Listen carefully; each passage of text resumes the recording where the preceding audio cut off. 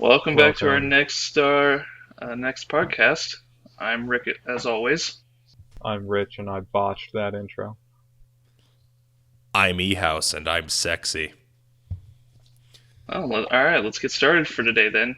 Craig is absent. He's having some hardware issues, so Yes. I'm gonna be taking over his role of the guy who makes sure everything goes somewhat smoothly. Well, I was going to say that we have a very special guest today. I'm sure Rick and Rich are very excited to meet him. I don't think you guys have ever actually talked to this guy, but I don't know. I do remember you mentioning that he wanted to speak on our podcast, so I'm looking forward to hearing what he has to say. So, but yeah, we have a gentleman. He's a YouTube reviewer who decided, like I said, he decided he wanted to join us today for our podcast, but he doesn't have Skype or anything that can really run Skype, so he said he would phone in for us. So I guess without any further delay, we'll get him on the line. Hello? Hey guys, can you hear me? Well, hello Yeah, we there. can hear you. Hey guys, this is Call of Duty Tactical 1985 9/11 Call of Duty calling. How you guys doing? We're doing all right. How are you tonight? I'm doing great. I'm glad to be here. Well, we're glad to have you. You know, last night when I was going to bed, I kept saying to myself, Call of Duty 1911, Call of Duty 1911, Call of Duty, in my head, because I knew you were calling today, and I like your name a lot. Well, I'm really glad to have a fan. You know, most people just post hateful comments on my videos, and it gets really old, so I'm glad you enjoy it. Well, we're lucky to have you today, I guess. So, I guess without any further delay, we'll start getting into some subjects. Yeah, I guess we better actually talk to this guy now that we have him on. I mean, we don't have to, but hey. Yeah, fuck this guy. Hey, fuck you! So anyway, since you're a reviewer for different things like knives and stuff like that, we're kind of curious what you would consider as your everyday carry. Yeah, I bet it's something fucking stupid. Fuck you, guy. Why'd you even invite me on here? I didn't fucking invite you on here. It was these assholes' idea. Fuck you! Anyways, to those of you who aren't being dicks, my EDC consists of a fanny pack, and I carry 4 Dark Angel medical kits, all fully equipped, and I also have some extra SWAT tourniquets, and I make sure to have plenty of band-aids, because sometimes I cut myself when I'm getting careless. Then I have 4 knives, I have a Smith & Wesson M&P, I have 3 throwing knives, and those are my EDC knives. Then I have a Keltec. I don't remember exactly what it is, but it's that shotgun with the two tubes and the barrel, and sometimes you have to load it, and it's kind of a pain in the ass, but it's really cool. And I just open carry that on my back, you know, when I'm walking around, and sometimes it gets funny looks from people, but maybe they're looking at my helmet, because I also wear a helmet every day. You know, you never know when you're going to be in tactical operations and you're going to need a helmet. Then I have a giant maglite that takes 2D batteries, and it seems to work pretty well. You know, it illuminates all the dark corners of the earth where the stupid brown people might be. Hey, you're going to want to be careful with that. You know, we don't know who's listening to this podcast, and just calm down with that guy, okay? All right. I guess I'll calm down. But yeah, that's my EDC. Okay, this is gonna seem random, but are you from Kentucky? I'm actually from Wisconsin. You remind me of a guy I know from Kentucky. Well, you know, I used to live in Kentucky, but I had to move when I got beat up on the playground. It was a rough day. Is that why you invested in such a large EDC? Well, you know, you have to be prepared at all times. So Did you ever do anything to bring on these assaults on the playground? Yeah, knowing your ass, you probably were talking about the brown people. Well, you know, sometimes I would tell these people that I didn't exactly agree with their culture, and I I would do some things maybe that could be seen as offensive. You know, like I wore a pointed white hood one day. I thought it was totally fine. I thought it looked pretty cool. Yeah, you couldn't see at all why that might have some historical context behind it that would offend people. Well, you know, I don't know. That was the day I had to move. So back on topic. As far as your EDC goes, what's maybe your favorite thing you have? I would say my favorite thing I have is probably, I don't usually carry it all that much anymore after I cut myself too bad on it, but my CRKT shenanigan with the recurved Tonto blade and serrations is pretty awesome, but my mommy took it away from me because I can't be trusted with it. It's too sharp. I guess that I could see that as a reason to take it away. So, but do you have any training procedures you use with your EDC? Anything special that you might want to pass on to anyone else?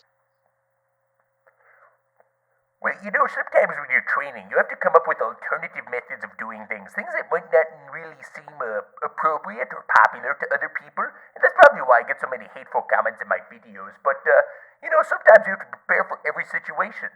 So, could you give us an example of what you do for some of these training procedures that might be unpopular?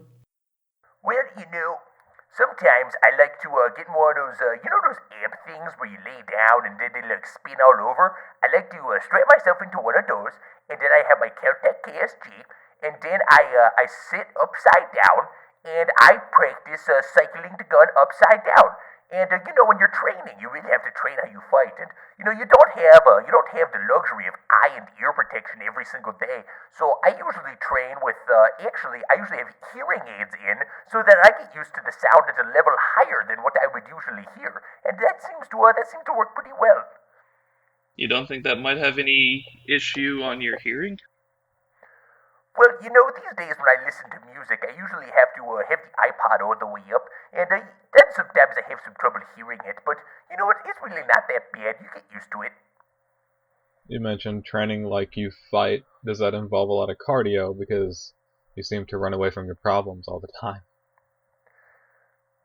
Well, that's a little insulting. I have to say I'm not exactly down with what you're throwing here. But no, I don't really do much cardio. Usually I stop after the range, and I get 4 family packs from McDonald's. That might have a bit of a negative impact on my waistline, but you have to be ready to fight at any weight, so I'm bulking up. I can kind of understand your thought process here. A bigger waistline allows for more space to put more things in your everyday carry. So I guess the question for that is, since you're expanding your space for your everyday carry, as Rich mentions, what are some things, might you stuff some more stuff into your everyday carry if you have more space? Well, I'm glad you asked, because these days I'm mostly wearing sweatpants, and that means that I have plenty of room where I can stuff a Desert Eagle into my waistband, and then I have 2 of them, and I can be like the Boondock Saints. Well, that Boondock Saints is a pretty good movie, so I can see where you would want to do that from. Yeah, but the Boondock Saints had the wrong idea. They were always shooting white people, and like I said, it's really the brown people that are the problem. They're always rioting, they're always selling crack, they're always doing these stupid things. Stupid brown people, I really hate them. You know what? I think we're going to end this interview here. Yeah, we don't want to offend anyone, so. Yeah, so thank you very much for coming on, Mr. Call of Duty. I wish I could say it was everything I hoped it was, but I was kind of hoping you would contain that blatant racism.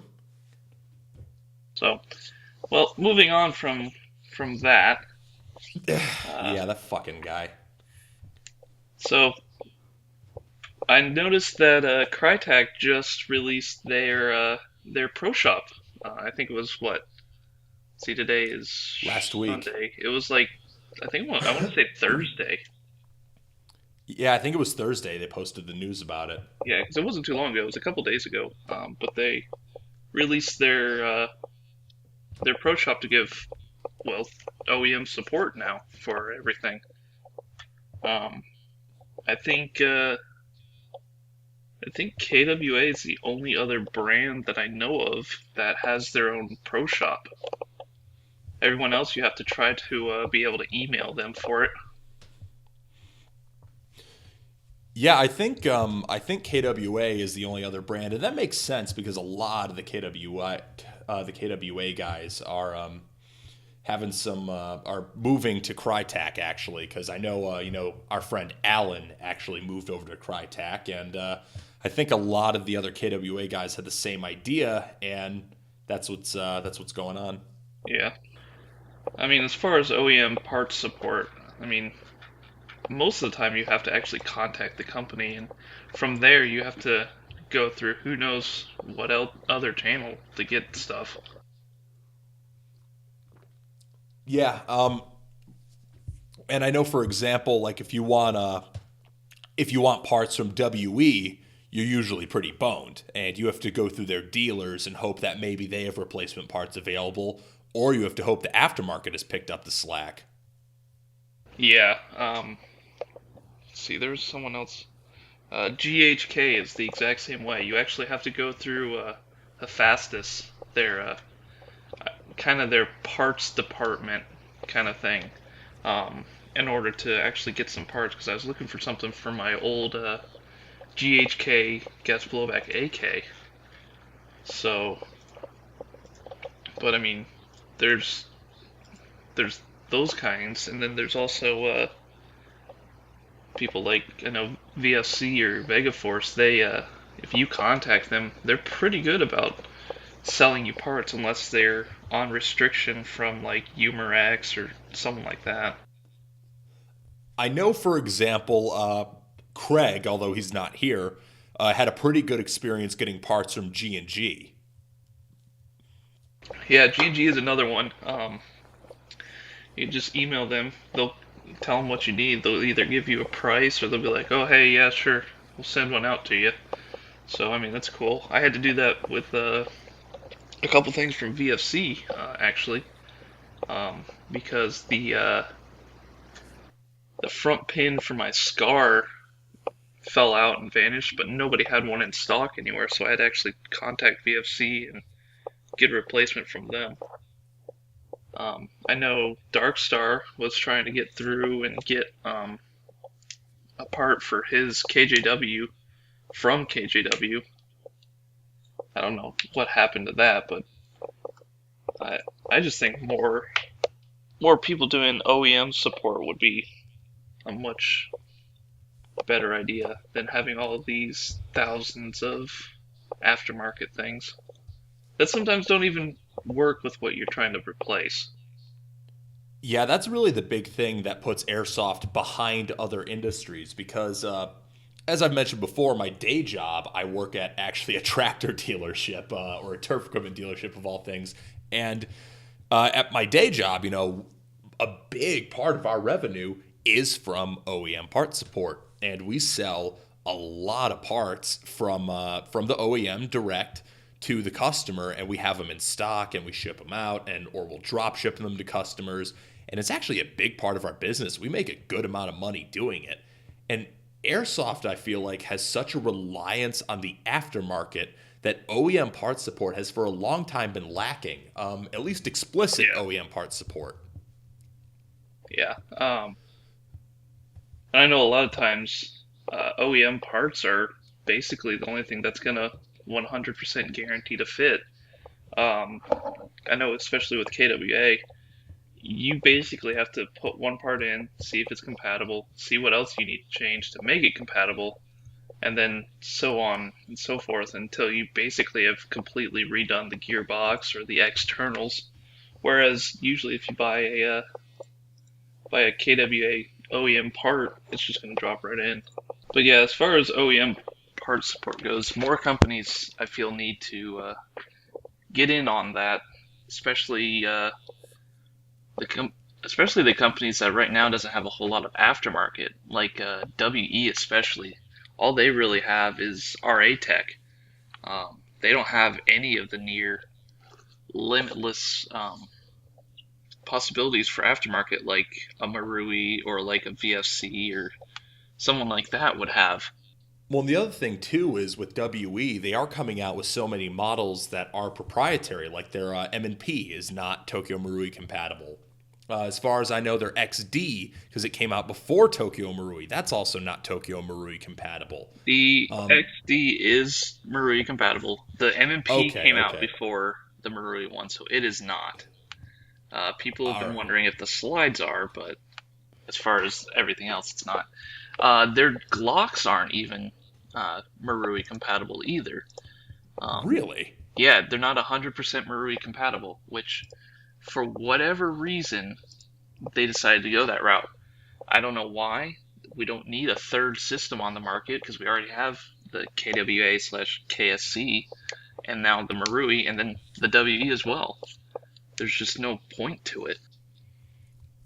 Yeah, and I mean, I guess it could be needed if you had some perceived discrepancies or some issues with the original Glock systems that are out there. But as far as I know, no one really has any complaints with those. The only complaint with the Glock systems out is that the Marui isn't 1-to-1. Well, 1-to-1 to a 9mm Glock. It's 1-to-1 to a 45 Glock, actually. And the KWA/KSC can't be made because Glock has ants in their pants about it. Well, and technically the Tokyo Marui shouldn't be made either, but it's just way Well- harder to enforce the patent or to enforce Well, the trademark. in that's the Japan. thing. They can't enforce the trademark in Taiwan and Japan and China and stuff like that. They can try. Excuse me. They can try, but it takes way more manpower and money to do that than they probably want to spend. Well, the thing is, you can still get KSC Glocks. You just have to get them Yeah. from overseas retailers or from Yeah, Airsplat exactly. because they don't give a shit. Exactly. Like Airsplat.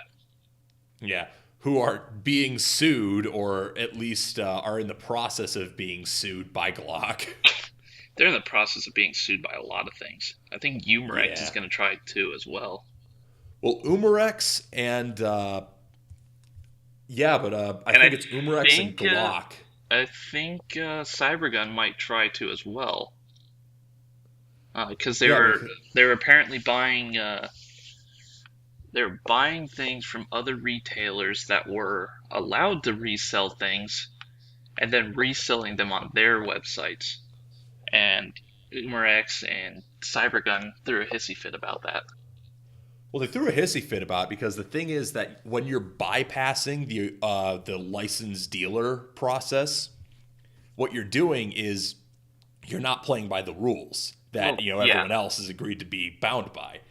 And the issue with that is because not KWA, what the hell was I saying? Airsplat still wanted to sell the illegal Glock replicas and the illegal H&K replicas, and sell the licensed replicas from H&K, and they wanted to sell the licensed replicas of other guns that they carry illegal versions of.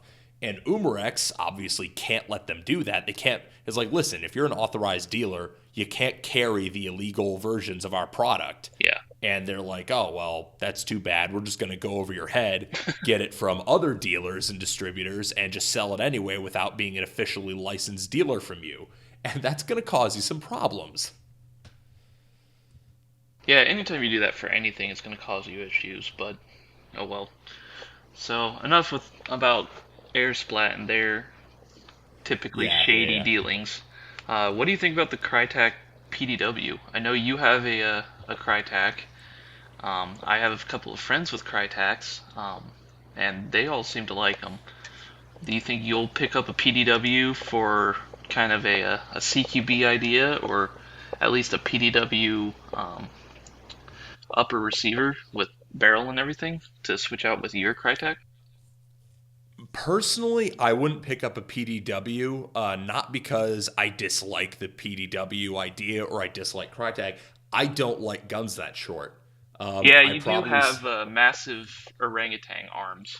Yeah, and that's the thing. Like, it's weird for me, holding an AR variant that short because I find it's a little too compressed, and I'm sure a lot of people, like guns that short. Personally, they're just not for me. I want to see you hold a P90. It would be it would probably look like a 1/16th toy to him. Um, Yeah. That would certainly be interesting. But yeah, so that's the reason I won't be picking up a PDW. But just off topic for a second. Have you seen the picture of BBM holding his Tavor when he was over in the IDF? no, I have not. It looks like he's holding a little miniature toy gun. It's hilarious. Dude, Tavors are tiny. Tavors Can are you find tiny. it Most and link it? bullpups are. What'd you say, Rich? Can you find it and link it? Yeah, I'll link it and we can show it off in the full video. But yeah, bullpups tend to be pretty tiny. With the exception of the F2000, because the F2000 is huge. Yeah, that thing's a little bit. That thing's just a box. Dude, it's a fucking brick with a barrel. Yeah, it's a shoebox with a barrel. Yeah.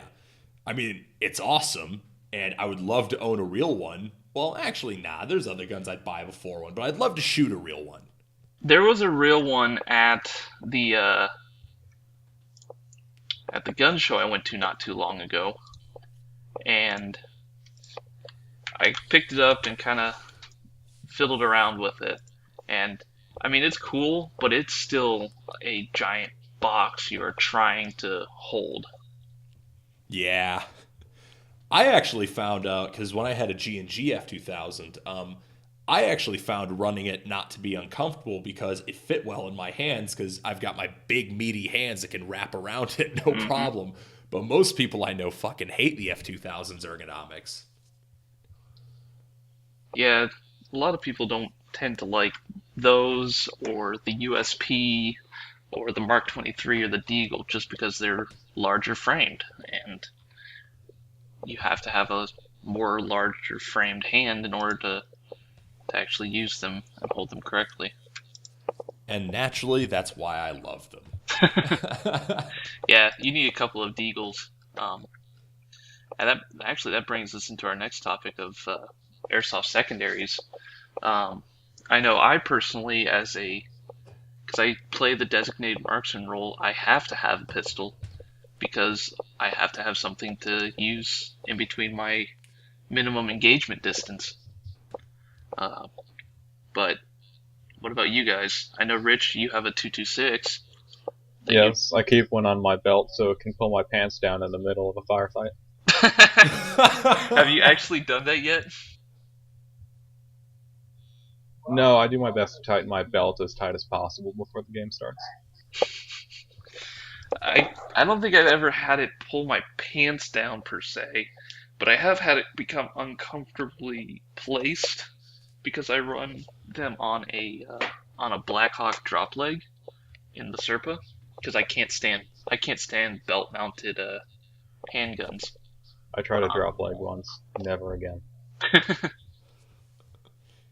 Yeah, drop legs kind of suck ass. I much prefer belt mounted. I have an Elite Force 1911 tactical in a Serpa on my belt, and that's how I prefer to run it.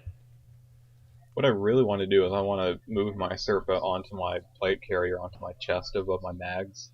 But I don't know if there's enough my room. dad actually runs his right there, and he really likes it. Yeah, but my BPC is really small. I think there's only like 4 Yeah, rows you of do. molly above my Yeah, mags. you do have a tactical bra. But yeah, I know I tend to run at least one.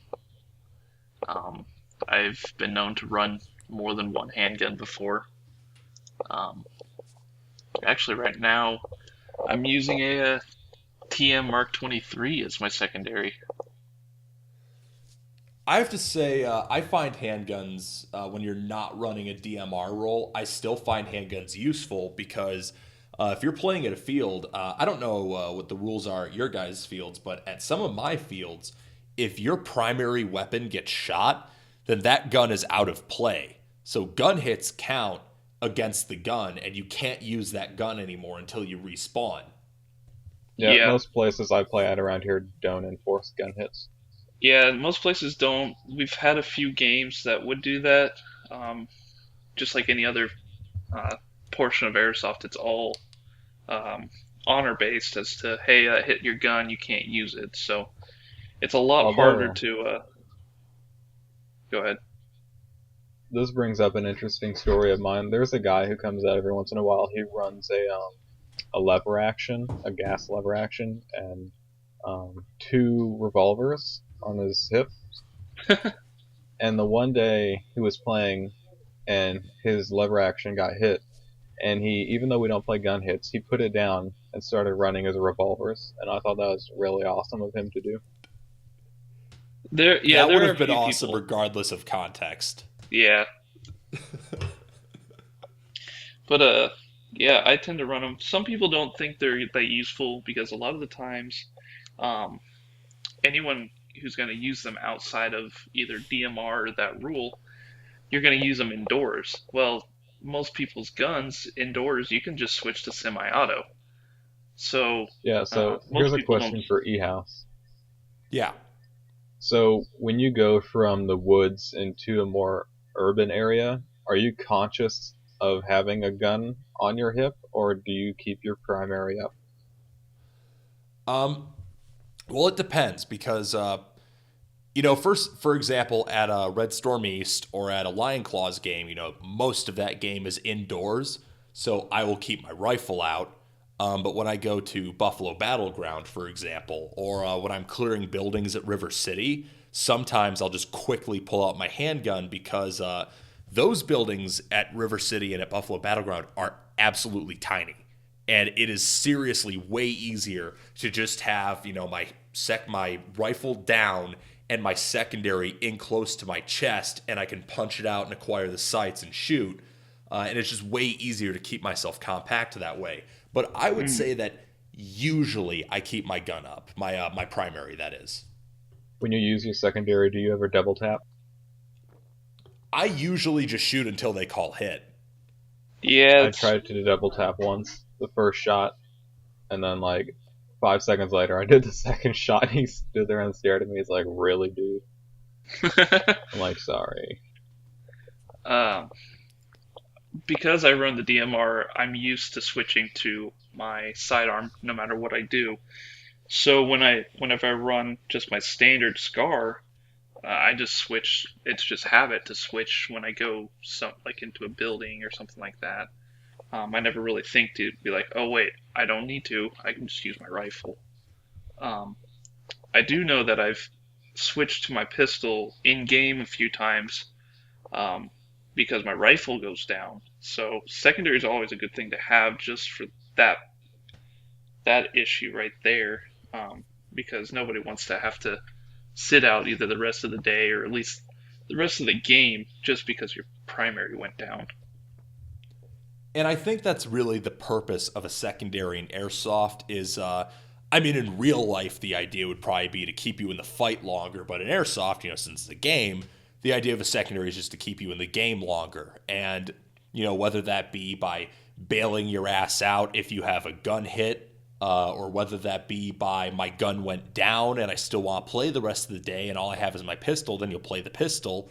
Or, for example, if you're playing a DMR and you can't use your DMR indoors, but you want to go indoors, it's like, well, I'm still in the game. I got a pistol.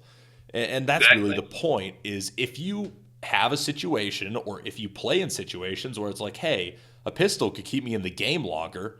You're paying, whatever it is, locally, most places, $15. You're paying $15 for the day to go play airsoft. You're going to get your money's worth. Yep. Yep. Exactly. Also, got to get your money's worth for actually buying that pistol because I know I haven't yet. That's true. If you do a lot of plinking, then pistols are a lot of fun. And I do some plinking every now and then, and I get my money's worth out of my pistol that way too, because it's just really fun. Gas blowback pistols are fucking awesome. Yeah, they are a lot of fun. My I do love using my handguns. I love just about everything about them, really. But yeah, they do have their uses. People who say otherwise obviously have never gone into that situation where they would need it. But some people just say, hey, it's weight you don't need. I'm going to keep my rifle under 400 or under 350 and I won't ever need it. Well, when your gun goes down, what are you going to do? Or when you just want to use it, what are you going to do? So, Well, and that's the thing, airsoft is all about having fun, and however you have fun is obviously the way to do it. yeah. But I personally find I have more fun I have more fun just because I have the handgun and I can do different things with it, and it keeps me in the game longer. So I have a lot of fun doing that, and sometimes I'll run the handgun only, just for fun. Yeah. But yeah, that brings me to the next part of this is for a secondary, do you think a pistol, or do you think like something like maybe the new ASG Scorpion EVO, like a Can small I say sub something gun? about that real quick? Yeah, sure. So I haven't followed this at all, and I just Googled it to see what it was. I am sick and tired of Czech weapons, and I think this gun is so ugly, and at over $400, it's looking to be quite overpriced. Yeah, we were gonna talk about that, but yeah, the ASG Scorpion is $400 for a mostly polymer rifle. I understand that 450 on S-flat. I understand that the R&D costs are probably pretty high for something like that, as it's something that's never been done before, and Yeah. it's it's got some unique proprietary features to it as well. So, but it's a Czech Scorpion. It's the first major update the Scorpion's gone through since its Ever. existence. Yeah. Well, my thing with going back to secondaries, we'll talk more trash about the Evo later. But going back to secondaries, the thing with the secondaries, other than pistols, I have before run a pistol grip shotgun, a tri-shot shotgun as a secondary, and I know a couple people who run small AEGs or small PDWs, something like the KWA MP7 or something like a SEMA MP5K. And those are more difficult to carry, but they can have certain advantages, and it just depends on your play style, what you're going to want to go for. Yeah. And a lot of that difficulty is how are you going to carry it? Do you sling another rifle on you, or you have some custom holster made, or how do you do that? Like that's the biggest issue. I'm a big advocate of minimalism. I could never run an SMG as a secondary. I think it's too much weight. I think it'd be too floppy, and it would just annoy me to no end. That's why I've never run an SMG as a secondary. But I have what I have done before is if I have an empty hydro carrier for some reason, like it's a short game and I'm not running my hydro, sometimes I'll literally just stick the pistol grip shotgun in the hydro carrier, and that's actually a lot of fun sometimes. Yeah. I've got a friend who runs a scabbard on his back. Yeah, and that's the thing, they can be that can be fun, but I don't really find that a shotgun or an SMG has any major advantages that give it anything over a gas blowback pistol. You could argue that a spring shotgun has reliability over it, but a gas blowback SMG would not. And on top of that, an AEG SMG is just, those don't get very small. Like a KWA M11 is kind of pistol sized. You could run that. Or if you want to bridge the gap, you could get something like a KSC Glock 18C or a Tokyo Marui Glock 18 or any full auto capable pistol. Yeah. A lot of it is personal preference. Like, I love my pistols. I would prefer to use them. But right now, I have a massive throbbing hard-on for the KWA VZ61. Like, it's the first halfway decent Scorpion gas blowback with some actual support from their OEM and from aftermarket to ever hit the market. The Maruzen while it was good, it had no support, and mags have mag the ability to get mags has all but dried up. So I'm excited for one of those, but I do want to see more, kind of what more people are saying about it, and want to see more people get it and use it before I take the plunge and buy it. Just because I hate KWA with a passion. I've never had a good weapon from them. That is a big problem with KWA. They have a lot of quality issues. Like I had a KWA 1911 Mark II PTP, and the system was so inherently flawed that the valve knocker, or was a little cylinder, or at least the part that activated the valve knocker was a little cylinder that the hammer would hit. And that cylinder was free floating in the mechanism, and you could lose it. Like, it would just fall out on its own. Huh. It was absurd. There was no reason for that. That's a terrible design flaw right there. Yeah. I know, I guess my main complaint with a lot of their pistols is that they're sluggish when they recoil. I'm spoiled with my TMs and how snappy the recoil feels. With the KWAs, it just feels like it's super, super weak. And even with a metal slide on my TM Glock, it felt so much better than the stock metal slide on a KWA. Yeah, I don't know what KWA is doing, but I've had a lot of problems with their stuff. I had a KWA USP, and the hop-up wasn't worth a damn, and the safety wasn't worth a damn. The USP was plagued with lots of problems. Hop-up was one of them. Trigger was another one. The trigger bar used to break all the time to make it where you couldn't even use the pistol. Yeah. The safety would break. It was just all sorts of issues. And the other problem with the KWA USP was, I would even throw like .25s in it, and it wouldn't hop those. And it was a huge problem. And the accuracy was shit. And then the gun would eventually just stop cycling the whole magazine. I was like, man, fuck this. Yeah, I will say, in KWA's defense, the best gas-efficient gun I have ever had was my KWA USP Tactical. I think on one fill of gas, I got close to 100 shots out of the mag. Yeah, that is pretty good. I could never hit that, though. And, but that was the only thing. My Mark 23 does that too, but it's also non-blowback. So to do that in a blowback pistol is pretty exceptional. Yeah, then I had a KWA HK45, and the build quality on that was just shit. The problem I had with the HK45 was pieces of the slide just came off, like the false extractor just fell off. Oh wow, really? Yeah, the false extractor fell off. I had to glue the sights in place because they refused to stay in.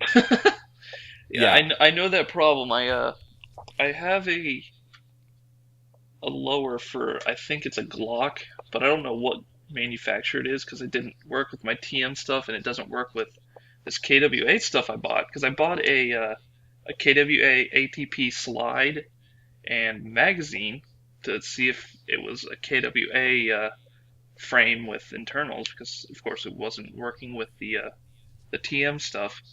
Well, the sights on that just fall off. They just slide right out, like they weren't even made to go in there.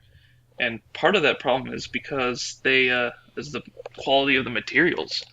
It's made for like a real steel, where the sights are so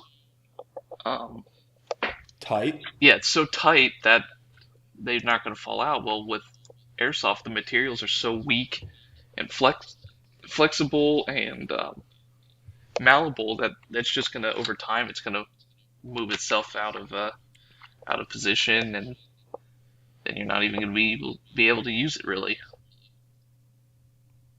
Yeah, and that's the problem, is that airsoft tolerances just are not there for stuff like that. And the other problem I had with the HK45 was the magazines like you couldn't drop them free, or else the base plates would shatter. And that's just very frustrating because it's like, man, I want to be able to do, I want to be able to do high speed, low drag shit like a fucking operator. And you can't do that because you're going to break your goddamn magazines. I will say, my favorite gun has to be my Real Steel USP9, because that thing literally ejects magazines. It's hilarious. Yeah, that sounds pretty awesome. Well, my Scar does it too. The empty Scar metal magazine, the FN magazine that came with it, it just ejects it across the room. It's pretty hilarious. It's almost like it's spring loaded. That's awesome. It's probably because are the magazines very heavy, or what is it? No, it was just my USP mags are polymer. Oh, all right then. I have polymer USP mags, and then my metal FN mag is aluminum, so I mean it's not super heavy. But yeah, they just eject. It's hilarious. Yeah, so in terms of going back to airsoft secondaries, I don't think there's any reason to run anything other than a pistol. That's just outside of cool factor, or maybe trying to use it as a primary, I would agree. Yep. It's easier to carry. Basically you're getting about the same amount of shots out anyway. The only thing you get that's above that is full auto capability, and if you want full auto in something, just get a Glock 18, or get a Glock brand Glock with a Glock brand Glockazine, and make a Glock NATO. Glock NATO. You could also get a Beretta M93, but I wouldn't suggest that personally. Yeah. Okay, so we already talked some shit about it, but let's continue talking shit about the ASG Scorpion EVO. Does anyone have any shit to add? Well, I said my aside piece. from... Go ahead. He said No, his I already piece. said my piece. Oh, okay. Yeah, aside from what was said already about the price and how cheap it looks, the only thing that's there is maybe the cool factor of, hey, it's something new. But personally, there's too many guns trying to be fish guns, like the F2000, The Masada. the Masada, the XM8, the Scar. Scorpion, and Scar kind of. I would argue it doesn't look like a fish, but it's a tactical polymer future gun. Yeah, but I'm saying guns that look like fish. There's a weird trend going on right now where Everything looks like a fucking fish. Yep.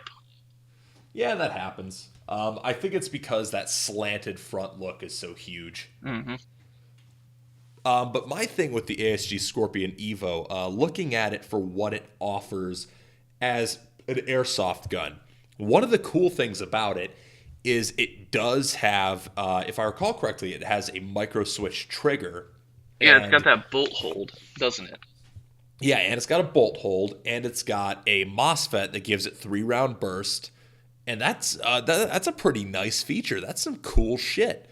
Yeah, those are definitely not what you would normally see in a first offering for an airsoft gun. Yeah, but the thing is, I look at that and it's like, yeah, but that's coming in at like $450. Mm-hmm. And all I can think of is, and I got my Krytac, which has a basic MOSFET, and it doesn't have the bolt hold open, but it is a basic MOSFET, and it's built out of really high quality aluminum with a really good anodized finish, and I got that for $100 less or more. Yeah.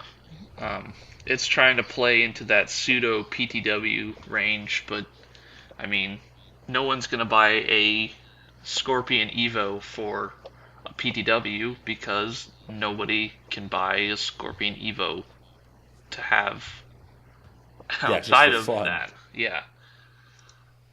And that's the problem, is it's going to run into the issue where it's like, yeah, cool, PTW, but what the fuck am I cross-training with this? Yep, exactly. That said, something else that's come out recently is the RDP, the Spectre. I know the kid in me is extremely excited to actually finally see one of these out right now, because I grew up playing GoldenEye, and the Spectre is one of the coolest guns ever. I was gonna ask why this is so popular. Why do people like this so much? A lot of it is people who have played GoldenEye. A lot of it is people who are like, hey, this is new. And a lot of it is Echo One's marketing department. What's A their lot of marketing doing? all. How are they marketing it? What do you mean? They're marketing it as Yeah. like, the coolest new SMG from Echo One and shit. And there's a lot of Echo One fans actually. It's kind of opposite of how it used to be. Everyone hated Echo One back when we were first starting out. Everybody still does. Well, okay, a lot of people hate Echo One, but they have more fans than they used to. Because there's a lot more new kids coming in, and they keep telling people, oh, we make our own stuff, we don't rebrand. I don't know why people are saying we rebrand when we don't rebrand, but, and people are buying it hook, line, and sinker, just like they buy any other marketing strategy. Yeah, that'll happen. If this gun were to remind me of any game from my childhood, it would be Grand Theft Auto. Okay, Because I never had a that too. Nintendo growing up. Then you didn't have a childhood. Now listen here. My childhood was just fine with Tony Hawk on the PlayStation. PlayStation household, woot woot. I did have a PlayStation. Well, a PlayStation 2.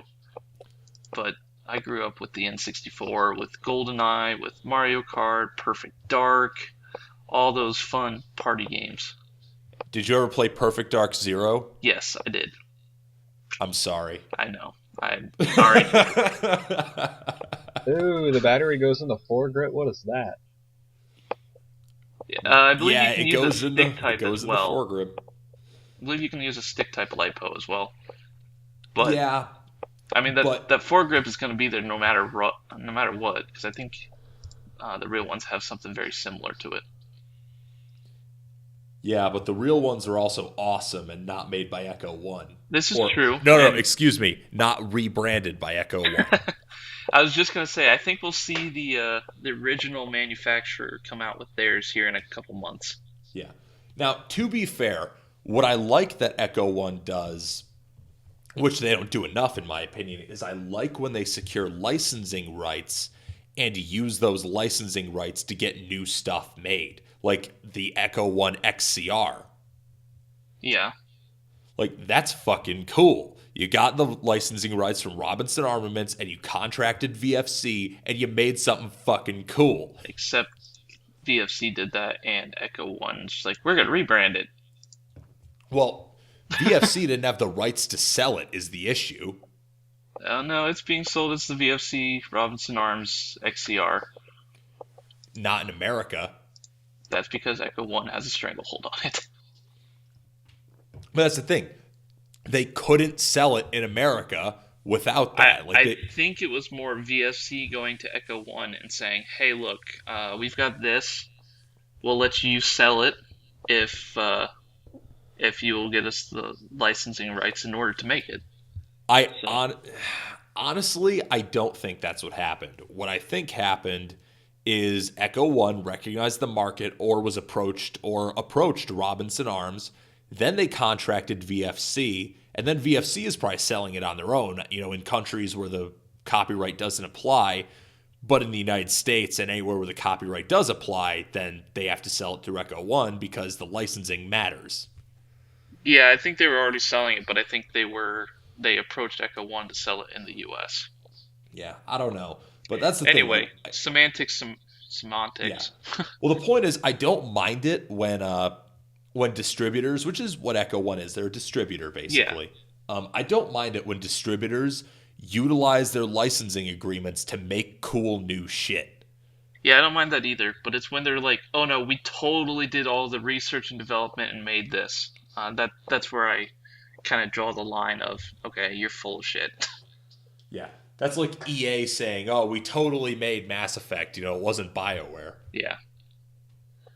Yeah, that is true, and that kind of pisses me off too. It's like, couldn't you just say we contract blah blah to make this for us?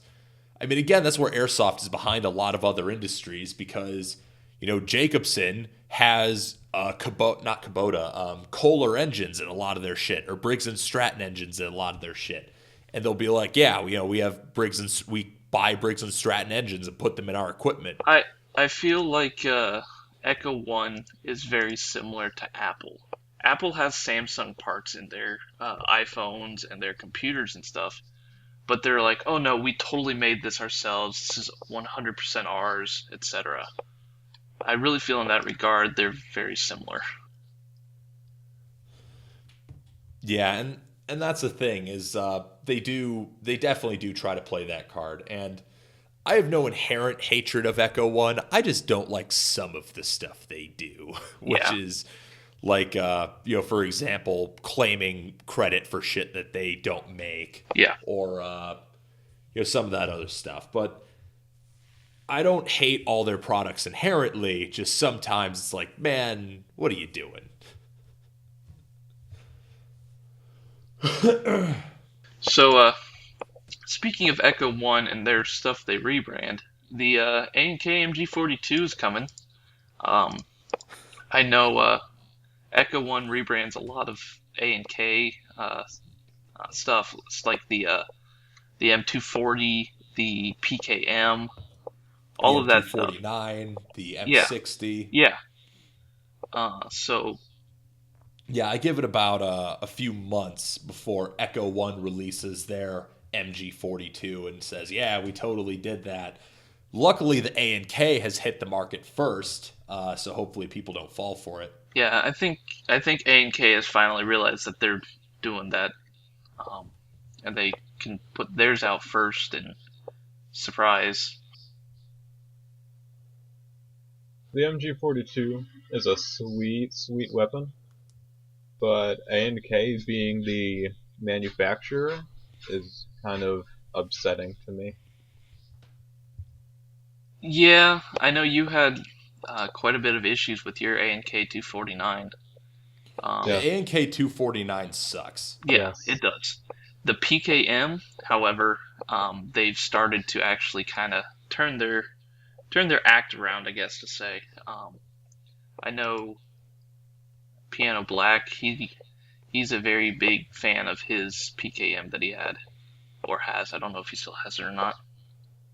The M60 from A&K is infinitely better, but the hop-up design on A&K's LMGs is inherently flawed. They use a The vertical nub, and it's not very good. the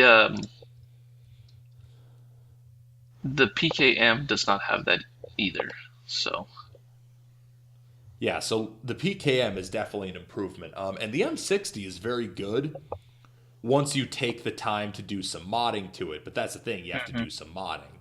Yeah, Apparently, the MG42 has a custom gearbox. Why yep. do you think that was necessary? Why don't you think they couldn't fit a like V2 or V3 in there?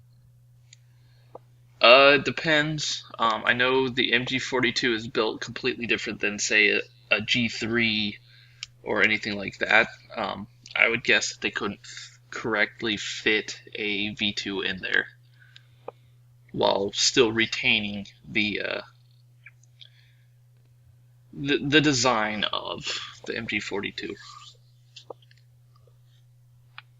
I think this is a gun I would HPA tap rather than keep an AEG. So put That's like an true. SMP or a fusion engine in. Yes, Yeah, and that's the thing is that would probably be the big market for it. Honestly, is the shell and whether or not the actual internals are any good. If the external build quality is good, then that's why a lot of people are going to buy it. I think they said it was made out of steel, didn't they? Yeah, it's supposedly stamped steel. $450 for a stamped steel MG42 is pretty good, not gonna lie. I'm looking at the heat shield though, and from the picture it looks kind of subpar. Maybe it could be the lighting, I guess. Well, Yeah, it's pictures possible.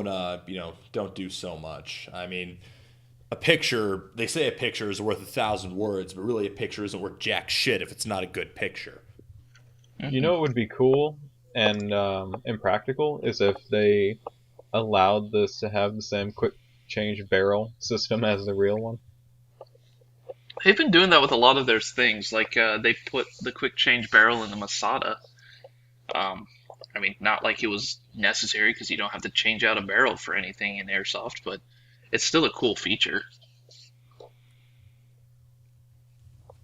Yeah, well, and it's nice. It's a cool feature too because that means you'll be able to get the hop up very quickly. And if the hop up sucks, that'll be handy. I know G&G has been working on an MG42 too, so I wonder what G&G is going to do about this. I haven't seen a new G&G product that was actually worth its price or weight or the time spent looking at it in a very long time. Yeah, G&G seems to have kind of fallen off lately. There was a time where they were a big deal, but then a lot of other stuff just surpassed them.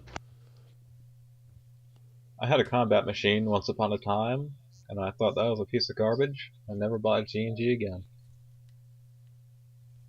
That's I unfortunate. was gonna say it seems they're focusing on the combat machines and not really doing anything else right now.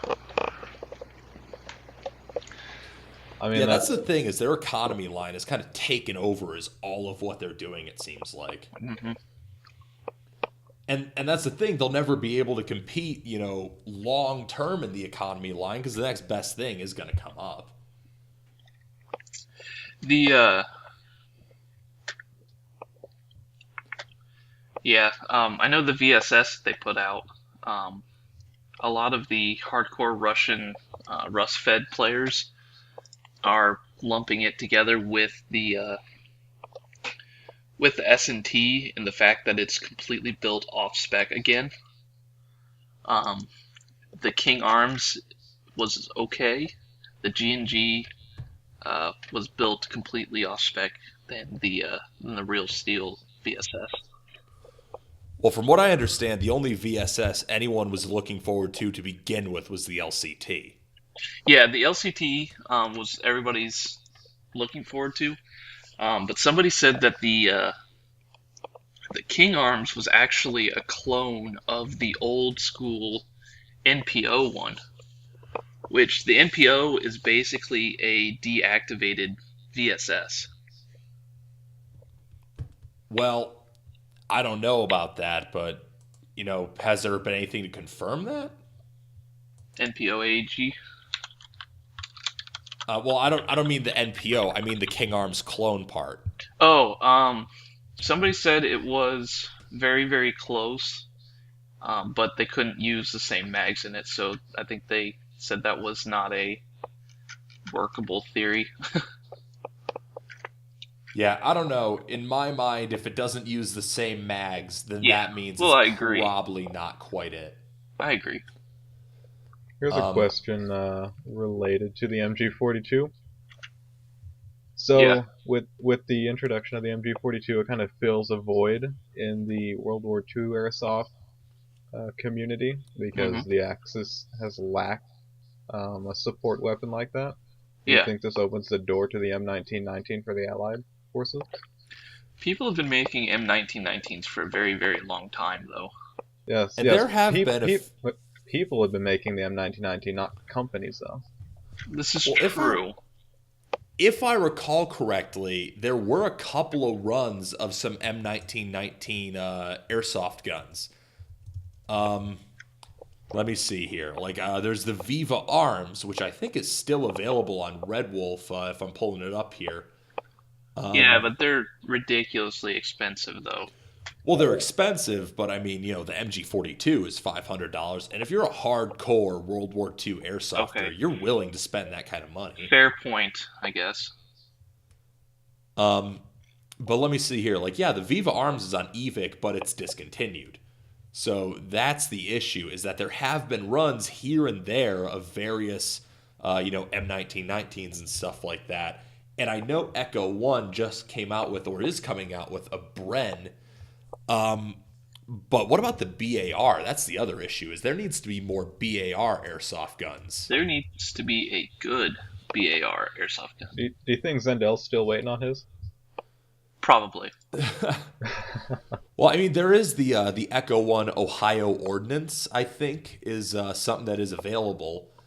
But the problem is that, let me see here, but actually that's not all that expensive. Or no, it is. It's $395. But again, for a support gun, that's not terrible. So the problem is the guns are out there. They just have very limited appeal. And the other issue is there are there's the SMGs, have no shortage of selection. I mean, there's the Sten, what the hell am I talking about? There's a Sten, the MP44, there's the Sturmgewehr 44. Actually, does anyone even make a Sturmgewehr 44 still? Yeah, there's one around. AGM makes it, I think. Oh, God, yeah, that's the issue. No That's good it. companies Okay. make that shit. I've used one. That thing is ridiculous. It's so heavy. It's completely made out of pop metal. It's retarded heavy. Yeah, and that's the problem, is no one makes a good Sturmgewehr 44. But the MP40 was the other thing I was going to say, but that's also AGM. And I think SRC had SRC one. makes one, and it's actually pretty good. Yeah, and that's the SRC thing. also Look, has made a MP41, which is very unique in that nobody makes one of those. Other than SRC. Well, yeah. But then you have the PPSH available from Ares, and then there's the S&T, but who the fuck wants to buy that? That's why you get one of the old Hex Products ones. Yep. So that's what I would, that's what I would say, is the issue is just the selection is there, but too much of the selection is just low quality. Mm-hmm. And then the other issue is there's no bolt actions that are good. There are certain bolt actions, like I think Maruzin or Marushin, those guys make some stuff that's pretty cool. Yeah, Tanaka. But they're all prohibitively expensive, and only the hardcore guys want to hunt them down because no one sells them. Yep. So I think World War II airsoft will actually open up as a market when some people start making the regular fucking rifles. Mm-hmm. But everybody wants to have their M4s.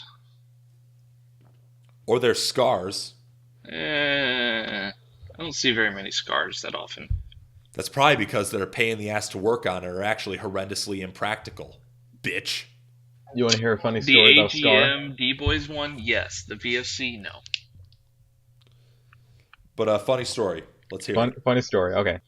Do you recall the kid that I was telling you guys about that had muscular dystrophy that went to Broken Home with us?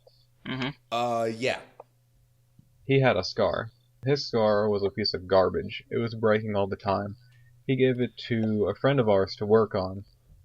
The friend he gave it to has had it for a few months. I'd say maybe 4 or 5 months. The kid moved out of town, and we thought he would be gone for good. He posts on Facebook that he's coming back to town, and he asks this friend if he can have his gun back after like a year. And we're like, "Are you serious, dude? It hasn't worked in a year. Drop it." This friend, he traded him like a UMP45 and a TMP9 and all this stuff, and he still wants this crappy scar. I think I would let that scar go. One, because it's an ACM D-Boys scar, and those are kind of garbage. And Yeah. 2, because it's been a year.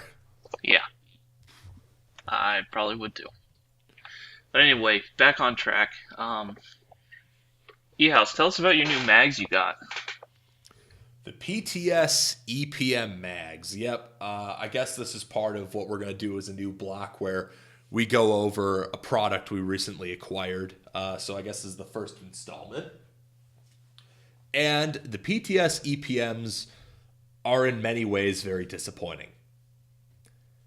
I'm not exactly pleased with them for the price, and I feel like there was a lot of hype about what are pretty much just your average magazine. And the reason I'm disappointed is because when I try to load them to the actual 150 round capacity, where you actually see the orange follower in the view window, which was a big feature. I mean, you guys remember the videos on these and the advertising. They really touted that orange follower loaded indicator I don't feature. remember the I don't remember the video because I didn't watch the video because I don't have anything that uses an M4 mag. Right. Well, I remember because I was interested in them because, the PTSP mags were fucking awesome, according to everybody and according to, me, because I've used a couple. So I'm like, oh, sweet, PTS EPMs, these will be awesome. And then I bought them. And okay, let me put it this way. If I load them with the contents of a single speed loader, so if I load them with about 100, 120 rounds, they're awesome magazines. If I load them to the actual 150 capacity where I can take advantage of the much touted orange follower feature, they fucking suck for the first 30 rounds. And then they'll start feeding after you basically shake out the first 30. So, let me put it... What's up? I've told you this before, but most airsoft mags do that. Nobody fills their mags full to capacity. But most airsoft mags don't cost $25 a piece, and most airsoft mags don't have this huge touted loaded indicator that you need to fill the capacity to use. Well, I agree with that. So I'm not taking them to task because the magazines don't work. Because if you treat them like every other airsoft magazine, they work just fine. But they cost at least double of what every other airsoft magazine costs. And the much touted features don't fucking work. Hell yeah. I mean, there is that. So I'm not calling them out for making a bad magazine. I'm calling them out for making an average magazine and treating it like it's the second coming of Jesus and charging out the ass for it. Yeah, there is that. And that's why they're disappointing. I paid $25 a piece for magazines with features that you can't fucking use. And that's bullshit. Now, the other features they have, like the orange follower, even if you can't use it for the loaded indicator, is still useful because it actually is a pretty handy little indicator. Like you look at it, you see orange, it's like, oh, it's empty. And you're probably not going to use that a ton, but I do like the idea of it, and I'm glad that they added that in there. They have a marking matrix on the bottom, which is kind of unnecessary, but whatever. I put some numbers on my magazines, and I'm going to use these magazines in game, just loading them to 100 rounds.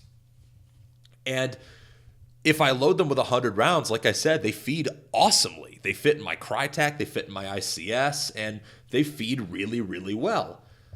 The build quality is really fucking solid. The base plate that's on there does not move. It's very difficult to take off, which is good. It won't fall off. They feed very consistently. They don't have any exposed screws on the bottom like a lot of mags do, so you won't lose a screw mid-game.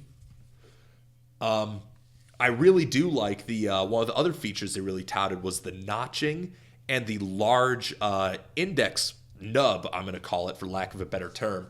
That really does make it easier to get these magazines out of the pouches on my, I have a HSGI Woosatch A with some Phantom gear pouches, and it makes it really easy to take out of those, and it makes it easy to take out of my Haley Strategic D3 chest rig. So that's a really good hook. It means I don't have to run separate mag pulls. The monopod base that's on the magazines, I probably won't take advantage of it much, but the rubberized bottom means that these magazines, when they hit on the bottom on the ground, they are, they have some of that impact some of that impact alleviated, so they're going to be tough magazines. So I like that. I like the build quality. I like a couple of the features, but one of the most touted features doesn't work because the magazines do not work properly if you actually load them to capacity. And that is why I'm disappointed in them. Other than that, I think they're pretty good magazines. But I am going to, you bet your ass when I make a video on these, I'm going to take PTS to task for basically blowing smoke about how well these features are supposed to work. Yeah, I remember the original PTSP mags, and they were incredibly useful and incredibly good. But I've just not heard good things about the EPMs at all. Yeah, so I am definitely disappointed in them. Like I said, I'll keep running them, but if I have issues with them, even just loading them to 120, 150 rounds, then I'm going to be like, you know what, or 100, 120 rounds, then I'll be like, you know what, fuck you, I'm done.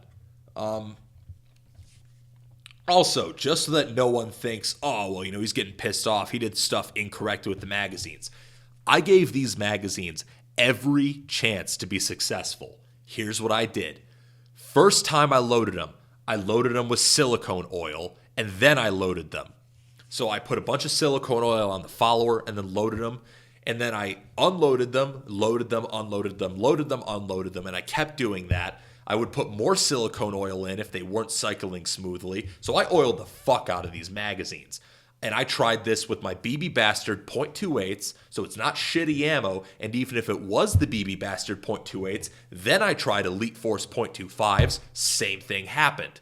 So I tried 2 types of ammo. I tried 2 guns.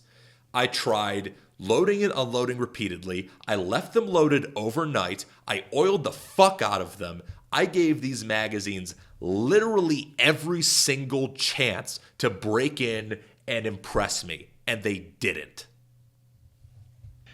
Have you gone through and just loaded them with like 120 rounds and tried that? Does it feed right when you do that? Yes, and I did that. If I feed them with just the contents of 1 speed loader, so 100 to 120 rounds, they work fine. But again, I was trying to take advantage of the 150 round capacity and take advantage of the loaded indicator because, like I said, I paid fucking $25 a piece for these magazines and I wanted all the much touted features to work, but they didn't. So that's why the magazines are average and I'm not impressed. I do have to say, is the loaded indicator that much of an issue when it's going to work for about 20 rounds anyway? I mean, seriously. Well, the loaded indicator, I liked the idea of it because when I would be going through my magazines between games, I could see what magazines I would need to top off, and I would see what magazines are totally full. That was why I liked it. Is it a huge deal? No. But again, like I said, I paid $25 a piece for these magazines, and I wanted every fucking feature to work. See, I think I would be like, okay, cool, I have $25 mags, which in and of itself, that's cheaper than the original PTSP mags were. They were $29 to $30. They didn't have all those features, and they still only held 120 rounds. So personally, I would say I think you're all right, but I know you very much wanted to have those features with it. Well, like I said, if I had known that that all the features wouldn't work, then I wouldn't have bothered paying extra for them.